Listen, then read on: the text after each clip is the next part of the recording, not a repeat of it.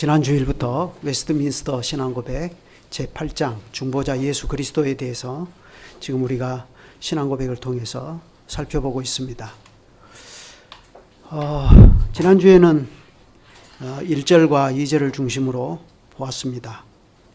1절에서는 중보자에 관한 영원한 작정에 대해서 배웠고, 또 2절에서는 중보자의 두 본성에 대해서 우리가 배웠습니다. 그 중에 제1절은 성부께서 성자를 한 분 사람과 하나님과 사람 사이 유일한 중보로 택하신 사실과, 또 중보자 예수 그리스도를 선지자와 제사장과 왕으로 세우시고, 또 교회의 머리와 구세주로 세우시고 만유의 후사로 세상의 심판자로 세우신 이 사실과, 또 하나님께서 중보자에게 한 백성을 주어서 그의 씨가 되게 하신 사실, 또 정하신 때 그의 백성이 중보자로 말미암아 구원의 모든 언덕을 얻게 하신 그러한 사실들을 우리가 보았습니다.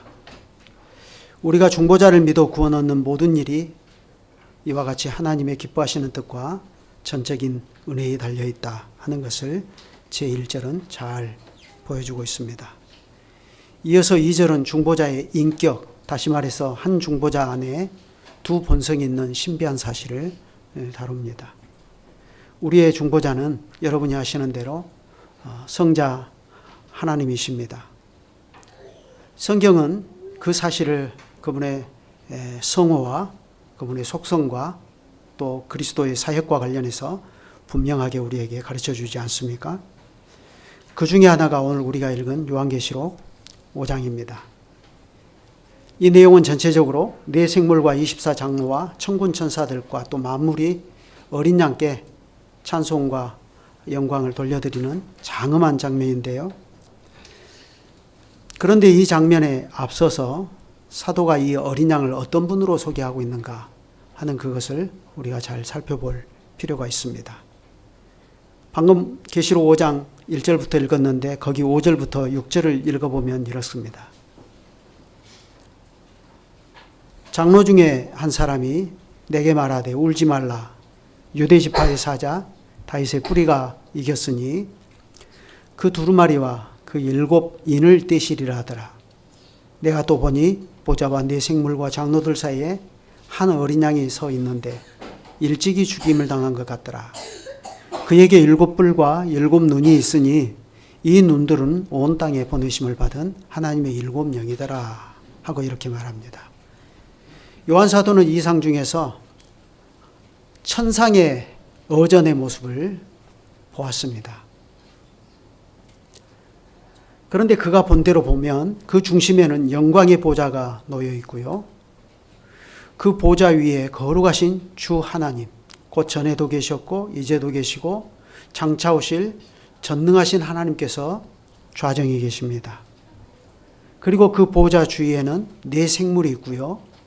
그 다음에는 24장로가 각각의 보좌에 앉아서 면류관을 하나님께 벗어던지면서 경배와 찬송을 드립니다. 근데 그때 또 사도가 보니까 바로 이 하나님의 오른손에 책이 있습니다. 그런데 그 책에는 안팎에 글이 기록되어 있고요. 그 책은 7개의 인으로 봉인되어 있습니다. 그것은 아무도 함부로 열거나 보지 못하도록 장치가 마련되어 있다. 그런 뜻인데, 이제 이걸 누군가 열어야 되지 않겠습니까? 그래서 하늘 위에나 땅 위에나 땅 아래에 능히 이 책을 펴거나 보거나 할 리가 없는 것을 사도가 보고서 크게 울었다 했습니다. 왜 그렇죠? 이 책에 있는 내용들이 그대로 다 펼쳐지고 하나님의 뜻이 충만히 계시가 되고 거기에 기록된 대로 하나님의 경영이 다 이루어지는 것이 우리의 구원이고 하나님의 구원을 간절히 바라는 우리의 소망이지 않습니까? 그런데 그것을 열 자가 없다는 것은 우리의 구원의 소망이 막혀 있는 것을 뜻하기 때문에 사도는 크게 울었던 것입니다. 그러자 장로 중에 한 사람이 뭐라 합니까? 울지 말라 하면서 기쁜 소식을 사도에게 전합니다. 어떻게 해요? 유대지파의 사자 다윗의 뿌리가 이겼으니 그 두루마리와 그 7인을 떼시리라 하고 이렇게 말합니다. 자, 장로는 이 책과 그 7인을 떼실 분을 누구라고 소개하죠? 유대 지파의 사자라 하고 이렇게 말합니다. 다시 말해서 유대 지파에서 나온 사자, 다윗의 뿌리가 이것을 뗄 것이다 하고 말합니다. 그런데 이것은 창세기 49장과 이사야 11장의 예언을 따라 하는 얘기 아닙니까? 창세기 49장에서 야곱이 죽기 전에 자기의 12아들을 하나씩 불러서 축복하지 않습니까? 그때 특별히 유다 지파에 대해서 축복할 때 이렇게 축복했습니다. 유다는 사자 새끼로다. 내 아들아, 너는 움킨 것을 찢고 올라갔도다. 그가 엎드리고 웅크림이 수사자 같고 암사자 같으니 누가 그를 범할 수 있으랴. 규가 왕권이 그러니까 유다를 떠나지 아니하며 통치자의 지팡이가 그 발 사이에서 떠나지 아니하기를 실로가 오시기까지 이르리니 그에게 모든 백성이 복종하리로다 이랬습니다. 하나님께서는 유다 지파에서 일어나게 될 다윗의 왕권의 뿌리를 이렇게 말하는 것입니다. 유다는 사자 새끼다. 그래 이사야 11장에서도 선지자 이사야는 이것을 예언하지 않았습니까? 이새의 줄기에서 한 싹이 나며 그 뿌리에서 한 가지가 나서 결실할 것이요. 그날에 이새의 뿌리에서 한 싹이 나서 만민의 기치로 설 것이요. 열방이 그에게로 돌아오리니 그가 거한 곳이 영화로우리라. 우리가 이 창세기와 이사야의 예언에서 볼 수 있는 것처럼 유다 지파의 사자는 메시아의 혈통, 다시 말해서 인성을 이야기하는 것입니다. 메시아가 유다 지파의 다윗의 후손으로 오실 것을 예고하지 않습니까?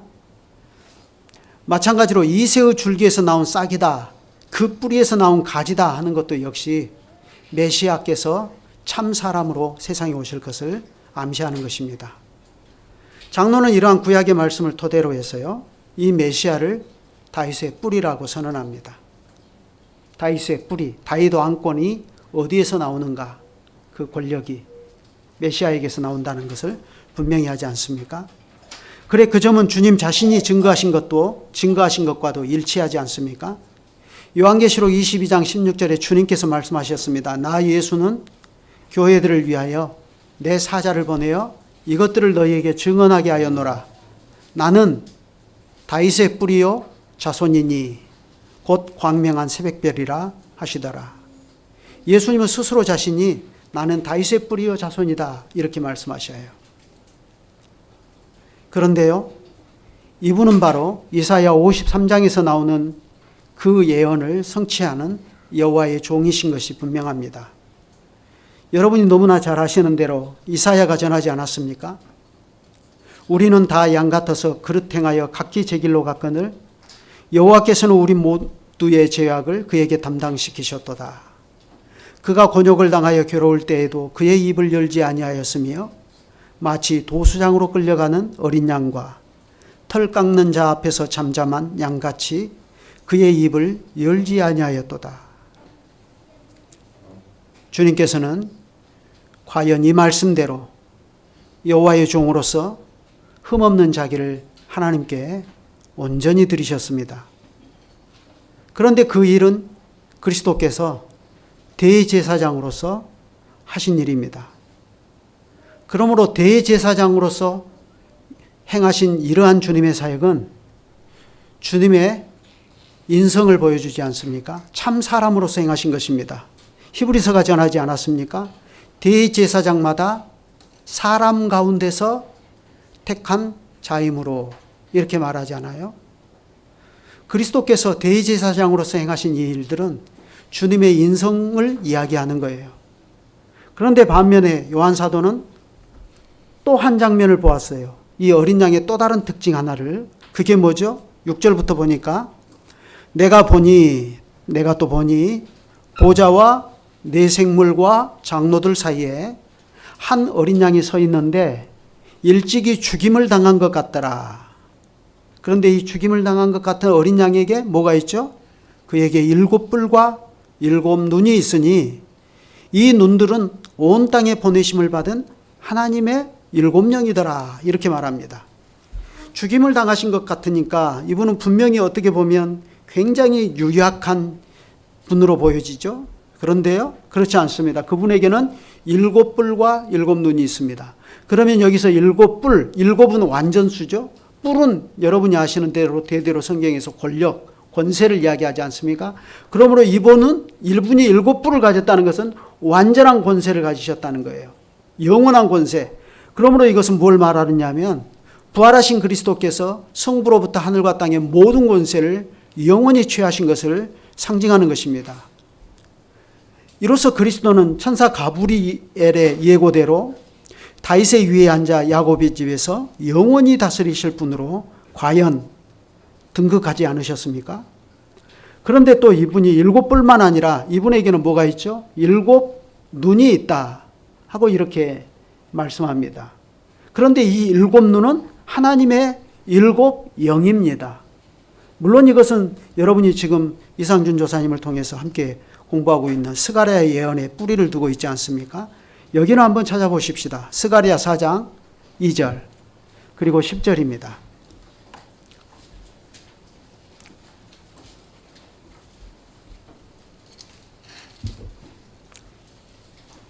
스가랴 4장 2절 그리고 10절. 이게 어린 양이 가지고 계시는 7눈과 어떻게 연결되는지 한번 보시게요. 스가랴 4장 2절입니다. 같이 읽으시죠. 그가 내게 묻되 네가 무엇을 보느냐? 내가 대답하되 내가 보니 숭금 등대가 있는데 그 위에는 기름 그릇이 있고 또 그 기름 그릇 위에 7 등잔이 있으며 그 기름 그릇 위에 있는 등잔을 위해서 7 관이 있고 그랬죠. 그 다음에 건너뛰어서 10절 같이 읽죠. 작은 일의 날이라고 멸시하는 자가 누구냐? 사람들이 스룹바벨의 손에 다림줄이 있음을 보고 기뻐하리라. 이 7은 온 세상에 두루 다니는 여호와의 눈이라 하니라. 자, 7 등잔의 불꽃이 여호와의 7눈이며 이 등불과 7눈은 여호와의 7영 곧 성령을 가리키는 것입니다. 그런데 중요한 것은 바로 이 7영 성령을 어린 양께서 소유하고 계신다 하는 것이에요. 성령이 어린 양의 소유인 것처럼 가지고 계셔요. 다시 말해서 이것은 곧 자기 백성을 위하여 십자가에 죽으실 그리스도의 부활로서 성령께서 그리스도의 영이 되신 것을 가리키는 말입니다. 우리가 아는 바와 같이 성령은 성부로부터 나오시고 또한 성자로부터 영원히 나오시는 하나님이십니다.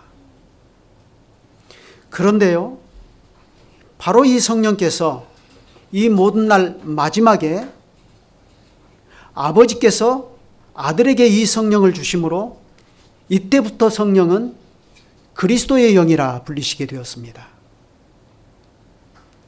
그럴 때 또한 부활하신 그리스도께서는 성부께 받으신 성령을 자기 교회에 선물로 주셔서 성령께서 이제 교회와 신자 안에 내주하시는 예고하신 새 언약의 시대가 활짝 열리게 되었습니다. 이로써 우리 안에 내주하시는 성령은 그리스도의 영, 곧 부활하신 참 사람이신 그리스도의 영이라 하고 그렇게 불리십니다. 이와 같이 어린 양 예수께서 7 영을 소유하심은 무엇을 얘기하느냐 하면 그분의 신성을 가리키는 것입니다. 그런데 이 신성의 그리스도는 부활하신 주님으로서 지금 어디에 계시죠? 하나님 우편에 좌정에 계십니다. 그런데 이렇게 하나님 우편에 계시는 그리스도는 어떠한 모습으로 계시죠? 부활의 몸을 입으신 그대로 계십니다. 부활의 몸을 입으신 관계로 처음 세상에 강생하셨을 때와는 물론 다른 면이 있으시겠지만 그럴지라도 아버지 우편의 좌정에 계시는 그리스도는 부활하신 사람의 몸을 입고 계십니다. 그러면 생각해 보십시다. 왜 이분이 참 하나님이신 신성의 이분이 사람의 몸을 입으시고 참 사람이 되시는 이런 놀라운 일이 있게 되었는가? 그건 오직 측량할 수 없는 사랑으로 말미암아 죄인인 우리를 대표하고 대신하여 하나님의 영광을 드러내는 구속의 경륜을 이루시기 위해서 그렇게 하신 것입니다. 할렐베르크 요리문답 16문이 그 사실을 이야기하지 않습니까? 중보자는 왜 참 인간이고 의로운 분이셔야 합니까? 하나님의 의의는 죄 지은 인간이 죄값 치르기를 요구하나 누구든지 죄인인 사람으로서는 다른 사람을 위하여 값을 치를 수 없기 때문입니다. 범죄한 우리 인생은 이 세상에서 그리고 영원히 형벌받아 마땅합니다. 그런데 그런 우리가 이 형벌을 피하고 다시 하나님의 은혜를 입기 위해서는 오직 참 하나님께서 참 사람이 되시는 길밖에는 없는 것입니다. 죄인이 하나님의 형벌을 피하고 다시 하나님의 은혜를 입어 하나님께 가까이 하려면 우리의 죄로 훼손된 하나님의 의의를 만족시켜야 됩니다. 그런데 죄인인 우리가 스스로는 그 의의를 만족시킬 수 있습니까? 없습니다. 만족시키기는커녕 오히려 날마다 우리는 죄책을 증가시킬 뿐이지 않습니까? 그렇다고 해서 그런 무능한 우리를 대신해서 그 일을 행할 수 있는 다른 피조물이 있는 것도 아니고 우리의 죄 때문에 다른 피조물이 희생되는 것을 하나님께서는 바라시지도 않습니다. 그런데 놀랍게도 하나님께서는 죄로 멸망할 우리를 구원하시기를 기뻐하셔서 친히 우리를 완전히 대신하고 완전히 대표하시고 죄인의 구원을 위하여 요구하는 바 하나님의 의의를 완전히 만족시키실 메시아를 보내셨습니다. 그리스도께서 참 사람이 되실 때 이러한 하나님의 엄정한 요구, 그 누구라도 심히 마귀라도 다시는 거기에 대해서 이의를 제기할 수 없는 이러한 요구를 완전히 충족시키시려고 그분이 참 사람이 되신 것입니다. 그래 바울 사도는 이 그리스도의 성육신에 담겨있는 이 놀라운 사실을 가급적이면 우리가 잘 이해할 수 있도록 전하기 위해서 죄 있는 육신의 모양이라고 하는 표현을 써서 그것을 설명합니다. 율법이 육신으로 말미암아 연약하여 할 수 없는 그것을 하나님께서는 하시나니 곧 죄를 인하여 자기 아들을 죄 있는 육신의 모양으로 보내어 육신의 죄를 정하사 하고 이렇게 말하지 않습니까? 로마서 8장 3절입니다. 아버지께서 아들을 세상에 보내실 때에 죄 있는 육신의 모양을 취하게 하셨고 그를 십자가에 내어주신 것은 하나님께서 이 죄인들을 사랑하사 하나님께서 하실 수 있는 일을 다 하신 것입니다.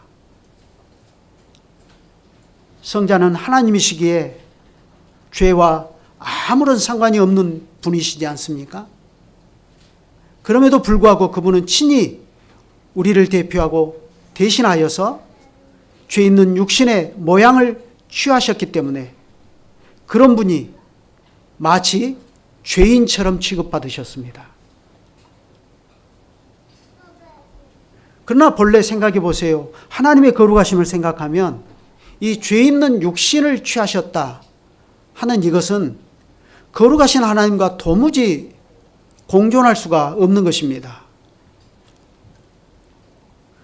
노아시대 대홍수의 심판에서 우리는 그러한 사실을 확실히 확인할 수 있지 않습니까? 여호와께서 사람의 죄악이 세상에 관영함과 그 마음의 생각의 모든 계획이 항상 악할 뿐임을 보시고 땅 위에 사람 지으셨음을 한탄하사 마음에 근심하시고 가라사대 나의 창조한 사람을 내가 지면에서 쓸어버리되 사람으로부터 육축과 기는 것과 공중의 새까지 그리하리니 이는 내가 그것을 지었음을 한탄함이나 함이니라 하시니라 했습니다. 언제든지 죄 있는 육신의 상태라는 것은 하나님이 보실 때 이런 것입니다. 하나님의 한탄을 불러일으키는 것입니다. 그러니 하나님께서 쓸어버리실 수밖에 없는 존재예요.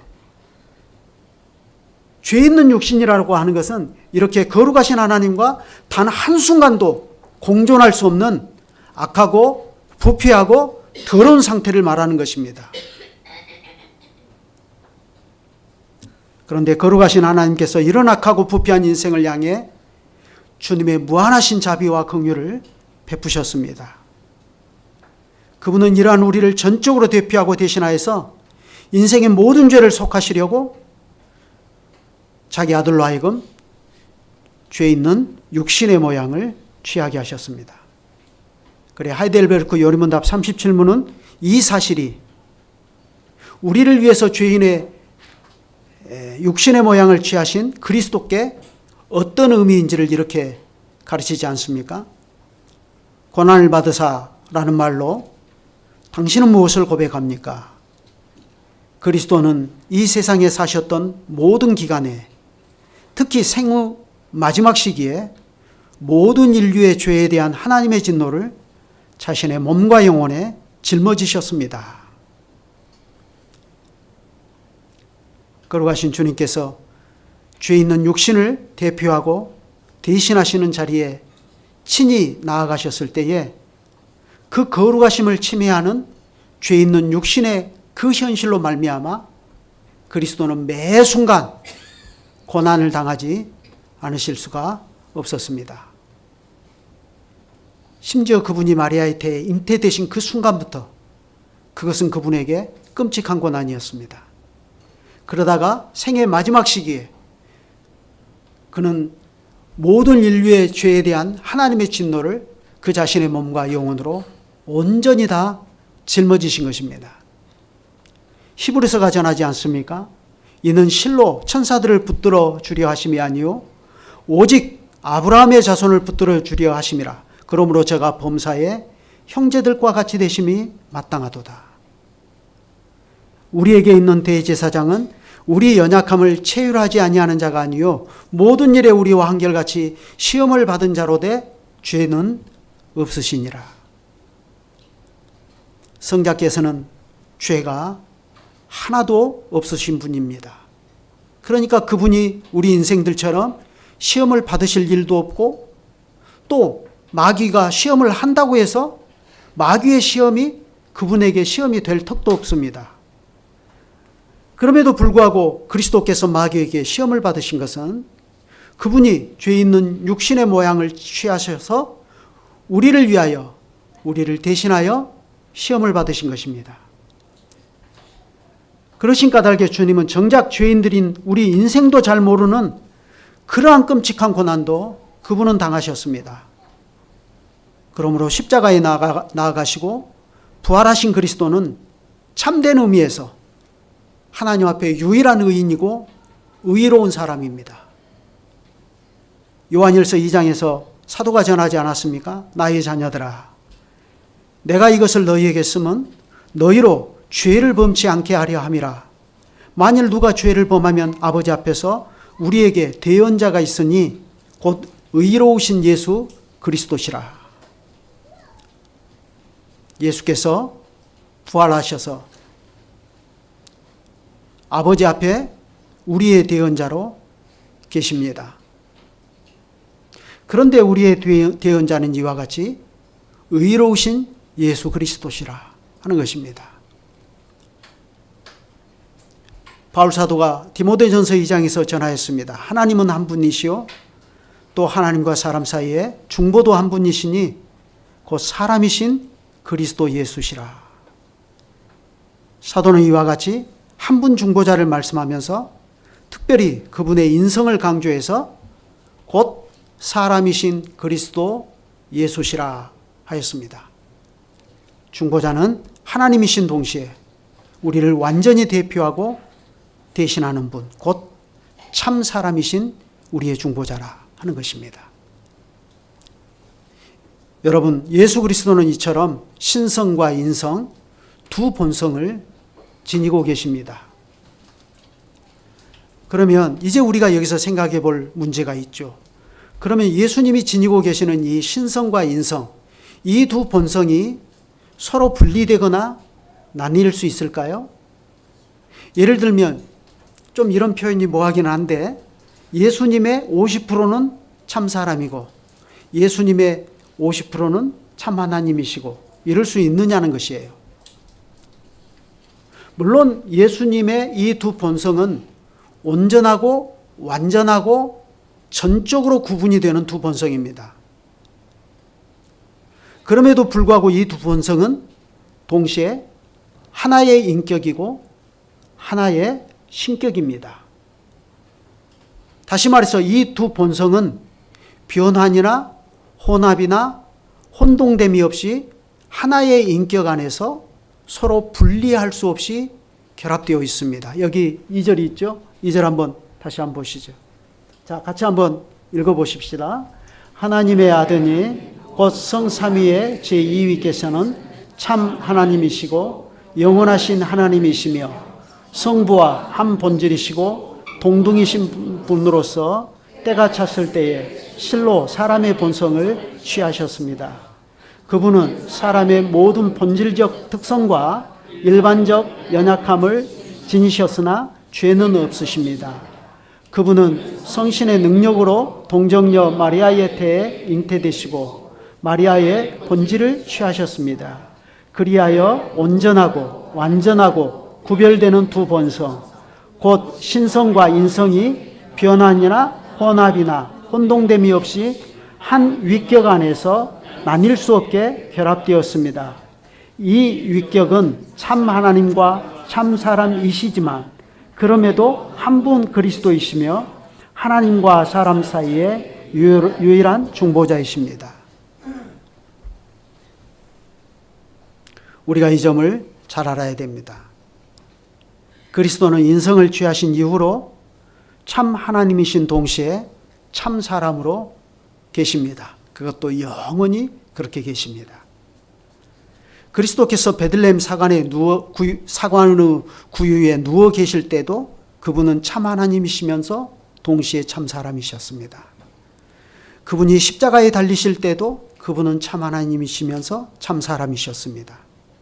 사마리아 동네 바깥에서 목말라 하실 때든지 오병이어의 기적을 행하셨을 때든지 우리 주님은 언제나 참 하나님이시면서 참 사람으로 계셨습니다. 지금 부활하셔서 하나님 우편에 계실 때도 마찬가지입니다. 물론 주님께서 중보 사역을 행하실 때에 각 본성에 고유한 일을 행하십니다. 가령 유대인들에게 주님이 이렇게 말씀하셨죠. 아브라함이 나기 전부터 내가 있느니라. 주님께서 영원하신 하나님이신 사실을 유대인들에게 계시하신 것입니다. 그러니까 이 말씀은 주님의 인성에게는 해당될 수 없습니다. 주님의 신성에 관한 말씀입니다. 반대로 주님께서 목말라 하신 일은 신성에 해당되지 않고 인성에 해당됩니다. 마찬가지로 그리스도의 부활의 몸은 지금 하늘에 아버지 우편에 있으시지 주님께서 인성으로 무소부재하시지 않습니다. 그 점을 혼돈하시면 안 됩니다. 예수님은 부활하신 몸이기 때문에 신비한 몸이시지만 여전히 인간의 몸입니다. 여전히 주님은 참 하나님이시면서 동시에 참 사람으로 하나님 우편에 계셔요. 그러니 주님의 인성이 무소부재하다고 주장하면서 주님의 인성의 신격화를 주장하는 루터파의 주장은 이 오버하는 것입니다. 성경의 가르침을 뛰어넘어가 버리는 거예요. 그럼에도 불구하고 루터파에서는 왜 그렇게 주장을 하는 거죠? 성찬의 공제설과 관련되어서 그걸 말하는 것입니다. 루터는 주장하기를 오늘 우리가 기념한 이 성찬은 쯔빙글리가 말한 것처럼 단순히 2000년 전에 발생한 십자가의 사건을 기념하는 정도가 아니라 예수님께서 실제로 이 성찬의 떡 안에, 떡 옆에, 떡 위에, 아래에 같이 와 계신다 하는 것을 설명하기 위해서 예수님의 인성이 성찬의 떡 안에, 그러니까 화채설하고 똑같은 거예요. 딱 목사가 이건 우리를 위해 십자가에 죽으신 그리스도의 살이고 피입니다라고 선언한 순간 이것이 그리스도의 인성이 이 떡과 잔 속에 같이 들어와 버리는 거예요. 그러니까 실제로 이것은 미신적인 것이 돼버리죠. 그걸 설명하려고 하니까 인성의 신성화, 다시 말해서 예수님이 참 사람으로서 그 예수님의 인성이 무소부재하다, 그렇게 설명해 버리는 거예요. 근데 그것은 의도는 좋지만 성경을 넘어가 버리는 겁니다. 우리는 그렇게 하면 안 됩니다. 대신 우리는 어떻게 이 문제를 바르게 지적했죠? 하델베르크 요리문답 48문. 그런데 그리스도의 신성이 있는 곳마다 인성이 있는 것이 아니라면 그리스도의 두 본성이 서로 나뉜다는 것입니까? 답이 이렇습니다. 결코 그렇지 않습니다. 신성은 아무 곳에도 갇히지 않고 어디나 계십니다. 그러므로 신성은 그가 취하신 인성을 초월함이 분명하며 그러나 동시에 인성 안에 거하고 인격적으로 결합되어 있습니다.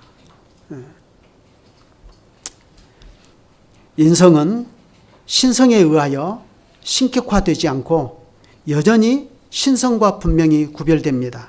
그러나 동시에 인성은 신성과 신비하게 인격적으로 한 인격 안에 결합되어 있습니다. 그런데 설명은 이렇게 해도 그게 실제로 뭔지 우리는 알 길이 없어요. 그러나 분명한 사실이에요. 이와 같이 중보자의 인격이 하나이시니 마찬가지로 중보자의 사역도 하나입니다. 참 사람으로서 행하신 중보자의 사역이 따로 있고 참 하나님으로서 행하신 중보자의 사역이 따로 있는 것이 아니라 중보자의 사역은 참 하나님과 참 사람으로서의 사역이에요. 그래서 교부들이 말하는 속성 교류를 지적하는 말씀도 성경에 있습니다. 여기는 한번 찾아보실까요? 사도행전 20장 28절입니다. 이제 거의 다 왔는데요. 참 사도들이 성경을 기록할 때 참 놀라워요. 과연 성경은 성신께서 영감해서 기록하셨다 하는 것을 이런 데서 우리가 알 수 있는데요. 사도행전 20장 28절 거기 한번 같이 한번 읽어보십시다. 28절 여러분은 자기를 위하여 또는 온 양떼를 위하여 삼가라. 성령이 그들 가운데 여러분을 감독자로 삼고 하나님이 자기 피로 사신 교회를 보살피게 하셨느니라. 자, 뭐라고 표현을 하죠? 하나님이 자기 피로 사신 교회를 보살피게 하셨다. 이렇게 표현을 해요. 그러면 이 하나님이 자기 피로 사셨다. 이것은 예수님께서 십자가에 흘리신 자기의 피로 교회를 사셨다는 것을 이야기하지 않습니까? 그런데 그리스도께서 자기 피로 사신 교회라 이렇게 말하지 않고 하나님이 자기 피로 사신 교회라 이렇게 말을 해요. 놀라운 사실 아닙니까?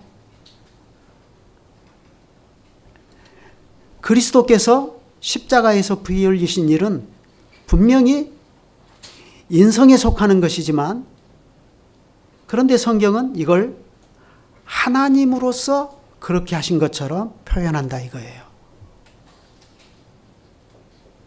그것은 무엇을 말합니까?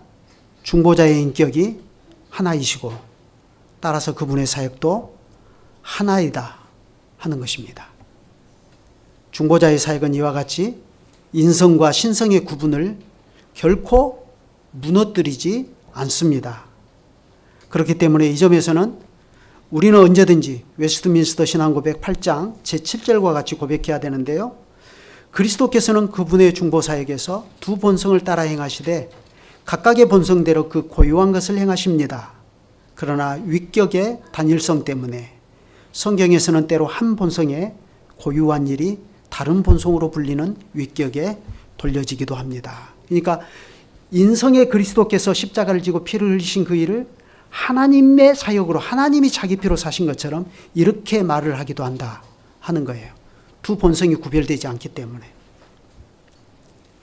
골로새서에서 사도 바울은 성자 예수 그리스도에 관하여 전하면서 신성의 모든 충만이 육체로 거하시는 분이라고 소개합니다.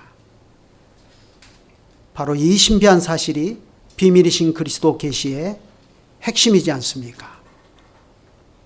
그리고 또 그것이 우리의 구원의 확고한 근거이기도 합니다. 우리의 구원은 우리 인생의 지혜로는 다 헤아릴 수 없는 이 신비 위에 굳건하게 서 있지 않습니까? 이는 우리의 구원이 인간의 지혜와 인간의 능력을 초월하는 근거에 놓여 있다는 것을 너무나 잘 보여주는 것입니다. 그래서 바울 사도는 이것을 가리켜서 경건의 비밀이라 하고 이렇게 말합니다. 그도다 경건의 비밀이여 그렇지 않다 하는 이 없도다.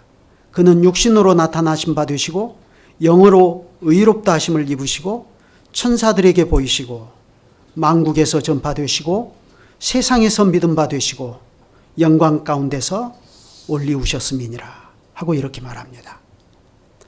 우리는 영원한 이 신비를 묵상함으로써 참된 위로와 기쁨을 누리고 이 신비를 굳게 붙들므로써 참된 확신과 담대함을 얻게 될 것입니다. 다 같이 기도드리겠습니다.